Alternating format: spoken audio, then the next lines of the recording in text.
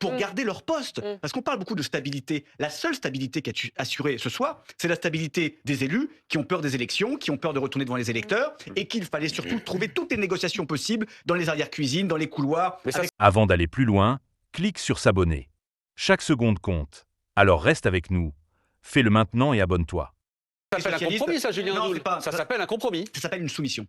Ça s'appelle une soumission parce qu'on a peur de revenir dans les électeurs. On le sait, depuis 2024, la situation politique est bloquée. Ça ne changera pas. Il n'y a pas de majorité. Les accords d'appareil des législatives ont voulu cette situation. Aujourd'hui, pour débloquer cette situation, il faut en repasser par le peuple français, tout simplement. Et tous les Sauf accords qu'une partie sur le des dos Républicains Français, vous dirait qu'ils souhaitent la stabilité. Et la stabilité, c'est un budget de la Sécu et une certaine stabilité Ils jusqu'à souhaitent leur 2027. stabilité, ils souhaitent leur confort, ils souhaitent garder leur siège, ils souhaitent garder leurs petits privilèges parce qu'ils savent pertinemment que si demain ils retournent devant les électeurs, ils sont sèchement battus. Voilà. C'est ça la peur qu'ils Vous ont. pensez que les Et Républicains... ils n'ont pas peur Pardon, pour Julien les Audoul. Français qui souffrent, pour les Français qui en ont marre de payer, pour les Français qui vont voir le déficit de la sécurité Est-ce sociale que vous à pensez, 20 Julien milliards d'euros. Audoul, que cette séquence-là acte la fin des Républicains? Ah, je pense que ce soir, le parti LR est définitivement enterré. Effectivement. Alors, c'est vrai que depuis, il y a eu une longue séquence de reniement et une longue dégringolade du parti LR. Puisqu'à un moment donné, quand vous. Ça, j'ai l'impression que vous l'avez dit 10 fois. Ça. Mais oui, mais là, pour le. Ça arrive souvent qu'on les enterre. Pour le coup, en fait, à chaque fois qu'on le dit, c'est une réalité.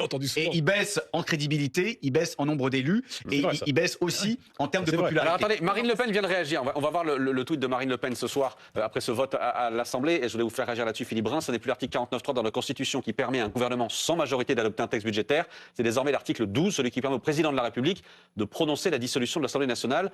Des écologistes à LR, tous ont manœuvré pour permettre l'adoption du PLFSS, du budget de la Sécu, avec comme seul objectif se maintenir et éviter de retourner devant les électeurs. Qu'est-ce que vous répondez à ça, Philippe Brun? Écoutez, moi je vais vous m'expliquer en quoi ce budget renie mes convictions. Moi j'ai été élu avec écrit sur ma proposition de foi, abrogation de la réforme des retraites. On l'a suspendu. J'ai été donc élu... c'est pas l'abrogation. Ah, d'accord, enfin c'est quand même... Non, mais... il nous manque 100 voix quand même pour une majorité absolue. Donc oui, bien sûr. On obtient la suspension. Ensuite, il y avait écrit des moyens supplémentaires pour nos services publics, nos hôpitaux, nos soignants. On les a obtenus.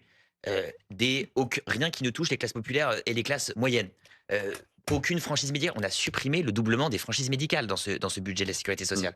Donc aujourd'hui, y compris vos commentateurs, ils disent bien que c'est pas une défaite idéologique, morale, c'est nos propositions. Vous avez écrit le budget. Donc notre budget, c'est normal. C'est pas pour éviter une dissolution, c'est juste tout simplement nous quoi, on gagnait. Et pardonnez-moi, mais même Monsieur Audoul, qui oublie de dire que la plupart de nos amendements, ils ont été votés parce que le RN a voté pour. Je rappelle la suspension à la retraite. Évidemment. Donc, à un moment, même compris vous-même.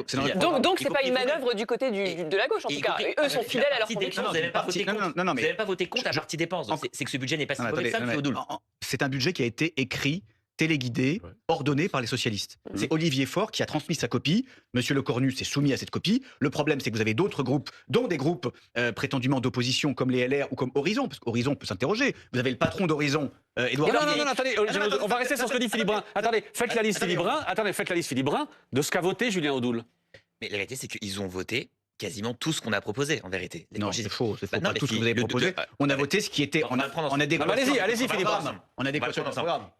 Et oui ou non, vous avez voté avec nous contre le doublement des franchises médicales? Mais oui, mais évidemment. Oui ou non, vous avez voté avec nous pour augmenter les budgets de l'hôpital? Tout à l'heure, c'était il y a quelques heures, vous avez voté pour. Oui, mais vous savez, si vous proposez qui est du ciel bleu et qui est la paix dans le monde, on va voter pour aussi. L'essentiel de ce qu'il y a dans ce budget, vous avez voté pour. Vous avez voté non, c'est faux. Si vous avez. On n'a pas voté l'augmentation de la CSG, par exemple. La suspension de la forme des retraites, vous avez voté par pour. exemple. La CSG sur les retraités et sur l'indemnité chômage. Vous avez voté avec nous contre cette CSG. Vous avez voté avec nous pour qu'on arrête de taxer les affections de longue durée. Vous avez voté avec nous. Mais c'est dans notre programme. Mais Philippe Brun. Vous voyez bien que c'est pas aussi clair que ce que vous disiez tout à l'heure, Julien Audoul. Si, c'est très clair. Ce budget n'était pas si mauvais que cela. Mais si, il n'est pas mauvais, il est très mauvais. Vous avez voté la partie dépenses tout à l'heure. Mais non, mais c'est faux. Mais c'est faux. Philippe Brun dit un mensonge.